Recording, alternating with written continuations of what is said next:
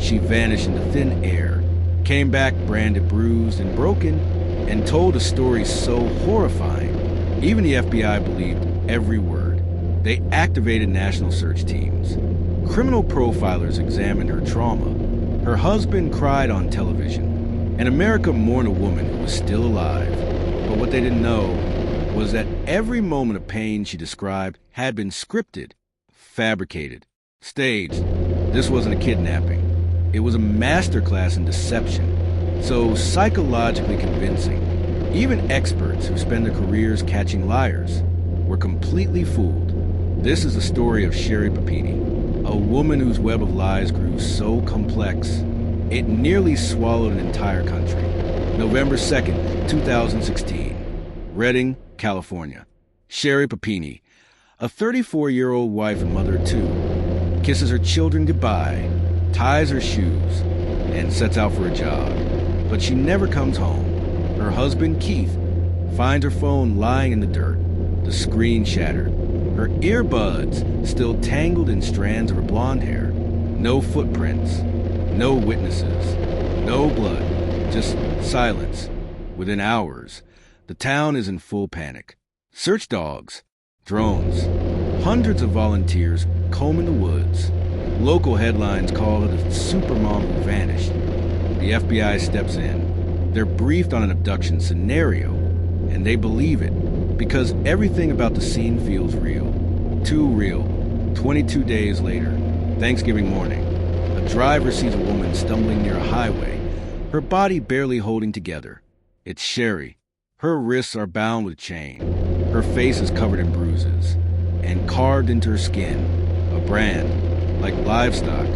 She says two Hispanic women had kidnapped her, held her captive in a closet, beat her, starved her, burned her with a heated object, and branded her like an animal. And as she told the story, she cried, she trembled, she collapsed in her husband's arms as cameras rolled. Sherri wasn't just telling a story. She was performing. She passed polygraph tests. She described her captors with vivid, emotional detail. Their accents, their clothing, even the wallpaper in the rooms she claimed to be held in. Trauma experts said her symptoms aligned perfectly with real survivors. She flinched at loud noises, cried when describing small memories, and shut down when pressed too hard. To the FBI, she wasn't just credible, she was textbook. Agents who had interviewed cartel victims, or criminals and serial predators, said she was one of the most convincing trauma victims they had ever seen. But behind those tears was a lie so calculated, so emotionally engineered, it was almost clinical. For years, the case went cold. Her story held. Her fame faded. Life seemed to resume. Until 2020. A quiet break. The FBI matched unknown male DNA found on Sherri's clothing to someone in the national database. It wasn't a kidnapper. It wasn't a stranger. It was her ex-boyfriend, a man she hadn't seen in years, who suddenly confessed. He told investigators that Sherri had reached out to him, that she asked him to pick her up in Redding and hide her. She cut her own hair. He helped her bruise herself. She instructed him to burn her skin, to make it believable. He didn't ask why. He just did it. This wasn't a panic decision. It wasn't a heat-of-the-moment choice. It was a psychological blueprint. Experts believe Sherri Papini may suffer from a condition called factitious disorder, a rare mental illness where a person fabricates trauma to gain attention, sympathy, or a sense of control. But others argue it goes deeper. This wasn't a woman faking a headache. She created a national manhunt, staged her own suffering, weaponized empathy. She didn't just want attention. She wanted to be mourned. She wanted to be the girl who was stolen, so she could be the woman who was found. In 2022, she was finally arrested, charged with making false statements to federal agents and mail fraud for collecting victim funds. And when they took her in, she cried again.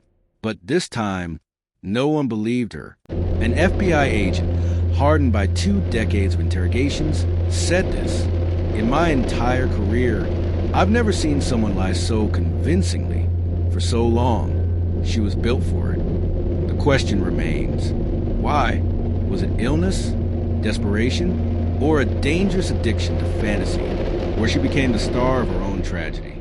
And if someone can fake pain so well that the FBI, the media, and a nation are moved to tears, how many other lies have we believed? This is Inside Criminals' Minds. If you're ready to keep digging into minds that deceive, manipulate, and destroy, subscribe, because sometimes the most terrifying monsters don't wear masks, they wear tears.